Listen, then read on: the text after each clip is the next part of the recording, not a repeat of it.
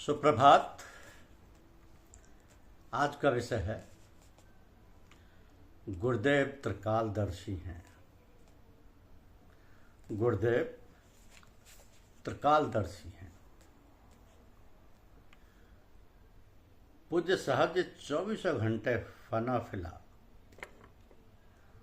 फिला यानी प्रभु में लय रहते हैं। प्रभु से उनके तार हमेशा जुड़े रहते हैं। आपने जब जो कह दिया पत्थर की लकीर की तरह मिट रहता है। आपके जुबान मुबारक पर सरस्वती विराजती है। वैसा ही हो गया जैसा कहा, कभी बदला नहीं।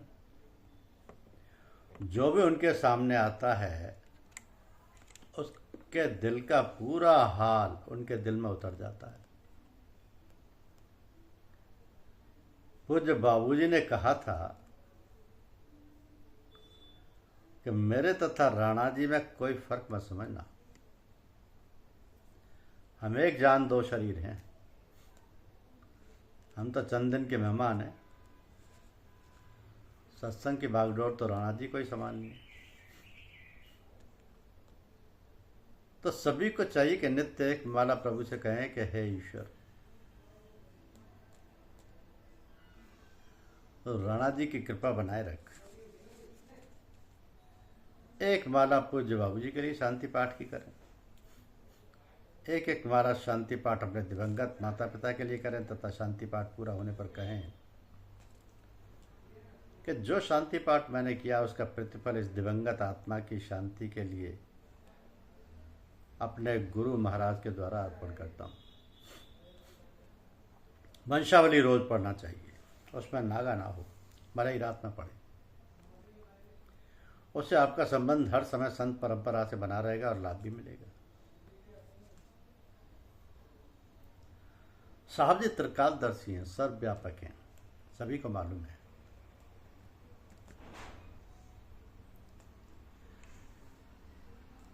एक बार साहब जी पधारे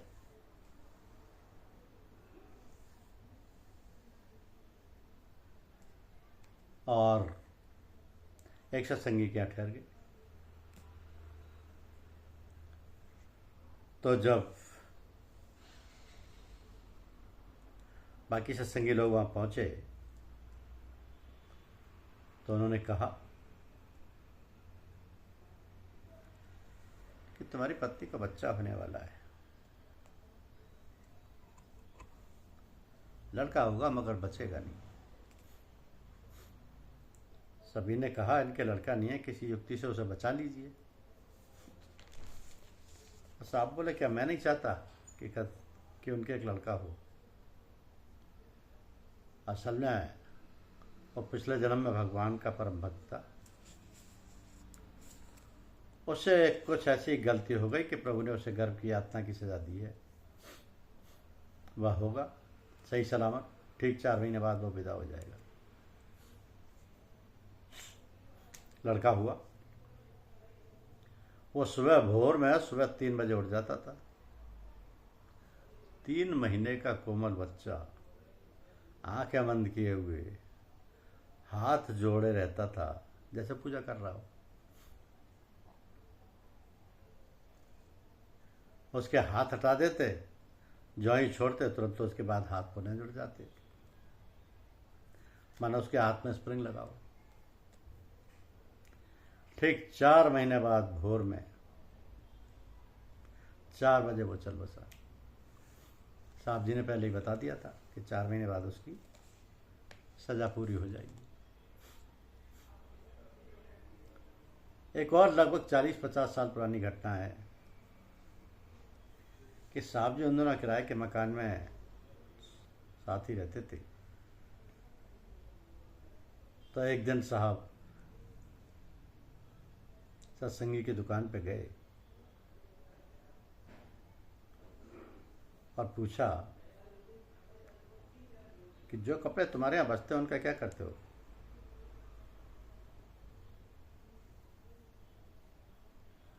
उन्होंने कहा कि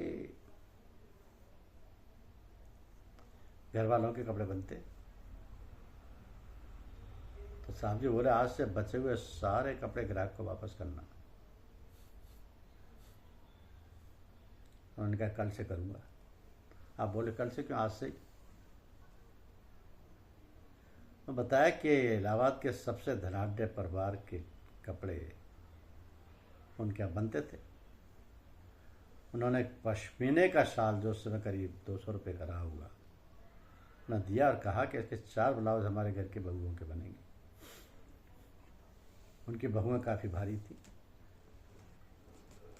उन्होंने स्वीकार कर लिया। वो बोले कि कपड़ा किफ़ायत से काटना और कोशिश कर एक ब्लाउज उनकी पत्नी का भी बनाना। तो सत्संगी ने कहा मैं कोशिश करूँगा।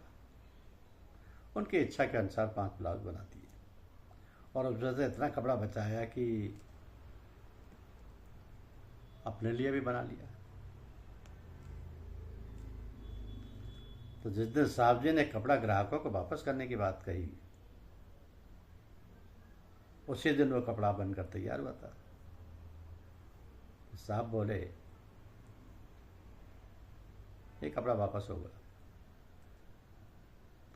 अगर आज नहीं किया तो ये चोरी कभी नहीं छूटेगी। तो वो सत्संगी उस कपड़े को लेकर ग्राहक के घर गए और कहा कि मेरे गुरुदेव का कहना है कि बचे हुए कपड़े ग्राहक को दे दीजिए। और बोले अगर कमीज 3 गज में बनती है और आप कम में बनाते हैं तो वह चोरी नहीं है। वो कपड़ा उनके सामने रख दिया। तो ग्राहक बोले कि हमने तो कपड़ा नहीं दिया था, ये किसके लिए बनाया। तो उन्होंने साल में से कुर्ता बनाने की बात बताई। उनके पास कई लोग बैठे थे। उन्होंने कहा उनकी ईमानदारी का इन्हें कुछ नाम दीजिए। बोला इनकी तो भलमन साहत और ईमानदारी है जो कपड़ा वापस करने आए, वरना आप कभी जान भी नहीं पाते। तो उन्होंने वही कुर्ता उनको दे दिया और उसी दिन से उन्होंने सारे कपड़े बचे हुए वापस देने की कसम खा ली। तो जैसे वो कपड़ा लेकर के बोले साहब से कि साहब ये उन्होंने इनाम में दिया है। साहब बोले हमें मालूम है,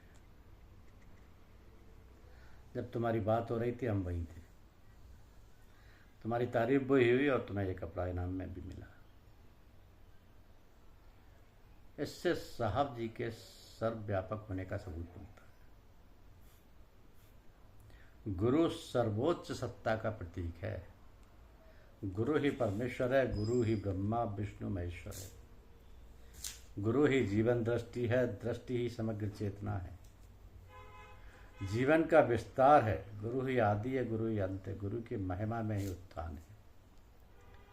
जहाँ गुरु नहीं वहाँ ज्ञान नहीं, जहाँ ज्ञान नहीं वहाँ विज्ञान नहीं, जहाँ तथ्य नहीं वहाँ सत्य नहीं। तो गुरु बिन ज्ञान कहाँ से पाऊं, इधर उधर में भटका जाऊं।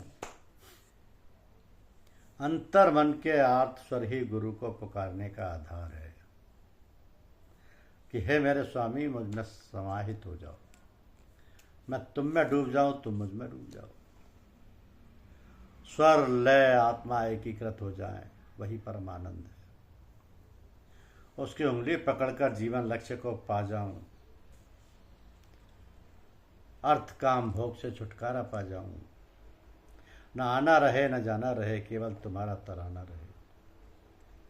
तुम ही चिंतन हो, तुम ही चिंतन का धरातल हो। सागर की अतल गहराई हो, हे परम सत्ता मुझ पर दया करो। कभी तो मिलोगे।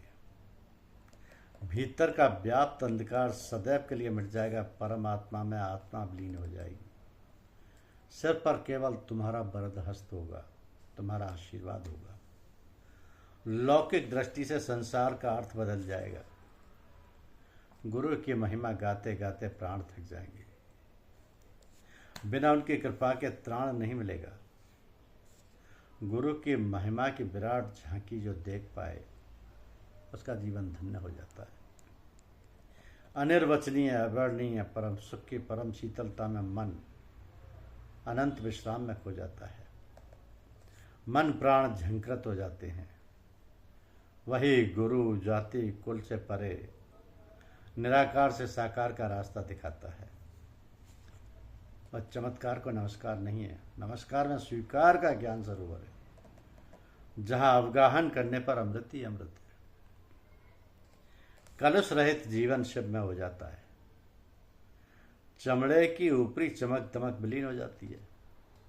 ऐश्वर्य में यह माया मोह का संसार तुच्छ जान पड़ता है। समस्त कामनाओं की पूर्ति गुरु के ही माध्यम से संभव है। असंभव तो कुछ है ही नहीं। फिर मेरे मन तो चुप काहे को बैठा है। उसकी महिमा के गुण गा, उसकी बहुआयामी सत्ता के गुण गा। समर्पण से ही संभाव जागता है, संभाव से ही गुरु शिष्य को अपना लेता है। फिर भले ही जीवन का मध्यांतर हो या अंतिम पड़ाव, प्रभाव तो उसे गुरु परमेश्वर का है। हे मेरी आत्मा क्यों नहीं गुरु चरणों में विचरती। प्रभु सहारा दो, अवलंबन दो। तुम्हारी सहायता से आगे बढ़ते जाएं, तुम्हारी निरंतर खोज में रहें। कोटि कोटि बंदन, कोटि कोटि नमन। पूज्य साहब की अलौकिक शक्ति हम सभी सत्संगियों पर बरसती रहे। उनकी तवज्जो, उनका शक्तिपात हम सबके कल्याण में जारी रहे। गुरुदेव सबके प्रिय हैं, हर शिष्य पर दया कृपा करते हैं। गैर मुमकिन है कि दुनिया अपनी मस्ती छोड़ दे, इसलिए तू भी ये दिल बेकार बस्ती छोड़ दे। अगर तुझे मंसूर सा मसूर होना है तो ये दिल तू भी अब इन ख्वाहिशों को कुछ तरसता छोड़ दे। हम खुदा के कभी कायल ही ना थे, उनको देखा तो खुदा याद आया। कि दर्दमंदों को मुश्किल कुशा है वही, अपने बंदों की हाजत रफा है वही। रहमतों पर तेरी जिसे कोई मान है, किस तरह वह तेरे दर से टल जाएगा। गुरुदेव सब पे दया कृपा करें, अपना वरद हस्त बनाए रखें। धन्यवाद धन्यवाद।